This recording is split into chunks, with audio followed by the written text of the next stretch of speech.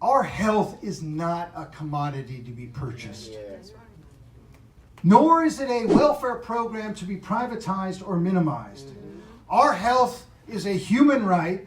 Our health is the basis for our freedom, and we demand nothing less. I really liked what you said about the Democratic Party, particularly them asking about how you're going to pay for it, because I never hear them talking about that as far as war or subsidies for Goldman Sachs, all these things. Can you kind of talk about Nancy Pelosi recently, again, said the pay for question. So how do people nationwide galvanize against the Democratic Party? Peacefully, obviously, but as far as organizing, because it's going to take more than just the presidential election. Absolutely. Yeah, no, it's all of a piece. And the real way to cut through this bipartisan opposition to Medicare for All, which is rooted in the donor class and the fact that the healthcare industry has 3 lobbyists for every member of Congress, is to rise up the popular demand through mass action and to force Speaker Pelosi or other Democrats to defend the present system. So you say we can't afford it. Well, how can we afford $66 million for Stephen Helmsley, who's the CEO of United Health? How can we afford United Health that literally denies psychiatric care to mentally ill people? How can we afford a system where we're diverting $12 billion into profits just in 2 years under the ACA? So I think that the Democratic politicians are not prepared to defend to their constituents, 80% of Democrats who want Medicare for All, that the present system is okay and doesn't need to be changed. The other thing they have to defend is why there's no control on costs, why prices keep going up without regulation, why they're regulating our behavior but not regulating prices. We can make these demands clear, and then the ultimate test, really, I think, ultimately, is to unelect those Democrats who stand in our way.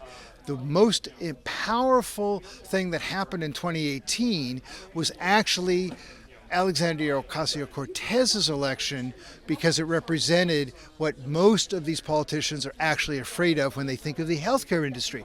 They're afraid these insurers are going to run ads against them. What we got to make them afraid of is the people who are going to rise up and unelect them. Lastly, call me old-fashioned, but wouldn't it be kind of pragmatic to speak to 52% of Republicans, 80% of Democrats, and 70% overall? Isn't that the definition of pragmatism? Well, I love that. I love that. Because, of course, you're right. What could be better if you're a Democratic politician, a wedge issue that divides your opposition party on the basis of workers versus the wealthy? That's a beautiful opening to drive a wedge in your opposition. Who wouldn't want a majority of Republicans to consider this idea and put pressure on their representatives? Who wouldn't want this fight to be taken to the Republicans? That, to me, makes perfect political sense. If I have something that 70% of the Americans want, if I have a huge base in my own party, super majority base, I'm going to run with it. And frankly, some members of Congress and at least a few presidential candidates get it. Do you trust these kind of, I call them the Johnny-come-lately progressives, Kamala Harris, Cory Booker, Kirsten Gillibrand? It seems Kamala Harris, within 24 hours of her town hall with CNN, was kind of moonwalking a little bit away from capital M Medicare for All. Until they vote, unless they're Bernie Sanders, I don't believe any of them. If they vote for Medicare for All, I will call them a supporter of Medicare for All.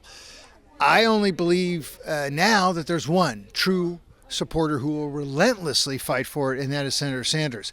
These other folks, it's just too easy to peel them off. And here's what I would say. If they are raising money in high-dollar fundraisers from the donor class, they are not going to fight that class to win Medicare for All for the rest of us. That's the dividing line. And there's only one candidate that's not doing that. That's Senator Sanders. Thank you, Michael. Hope you enjoyed that last video. Hop on over to statuscoup.com, where you can sign up for our email list and become a member for as low as $5 to $10 a month. Membership is how we grow. That's statuscoup.com/join. And remember, join our email list so we can grow the revolution with you.